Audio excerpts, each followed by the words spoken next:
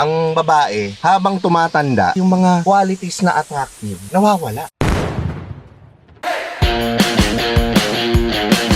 Tingnan mo, ito lang, socially ilan yung babaeng maganda na nakikita mo matanda yung kasama or medyo mas may edad? Ang dami. Dumami na, diba? dumami Ilan na. yung babae yung mas matanda sa maliit yung probability, not unless na lang Alice Dixon ka. Ay, nako, correct, Oo, correct. diba? Walang problema yun. Pero kasi ang babae, tingnan mo, as they age, ang babae, habang tumatanda, lalong hindi naman bumababa yung value, pero yung mga qualities na attractive, nawawala. Nababawasan sa lalaki. And dyan na yung unang-una. Dahil sobrang may epekto sa ng babae yan eh. Unang-una, yung pagka masyado kang tumatanda ka, wala kang boyfriend, matagal.